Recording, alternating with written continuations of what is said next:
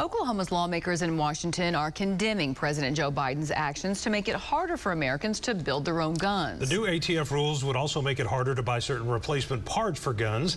Senator James Lankford is trying to keep the rules from taking effect. Alex Cameron has the latest from our News on 6 Washington Bureau.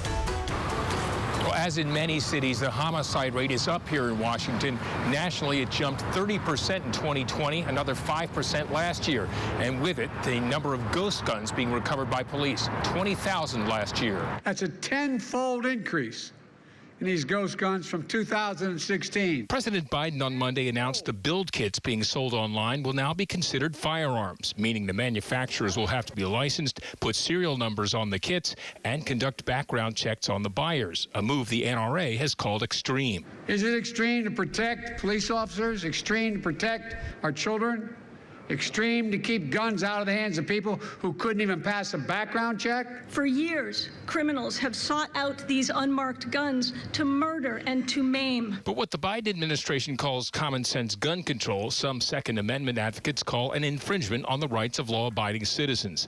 Ultimately, it is about people control, said the 2nd District's Markwayne Mullen, and the American people know it. History has shown that registration, i.e. serialization, leads to confiscation. Senator James Lankford announced yesterday he's filing a resolution of disapproval to overturn the rule, saying federal law already prohibits felons from owning or possessing any gun, including so-called ghost guns. But the president says without the rule change, there's no law to prohibit felons from ordering a gun kit. Folks, a felon, a terrorist, a domestic abuser can go from a gun kit to a gun as little as 30 minutes. In addition to Senator Lankford's legislative challenge, the rule is likely to face legal challenges before taking effect later this year. From our Washington Bureau, I'm Oklahoma's own Alex Cameron.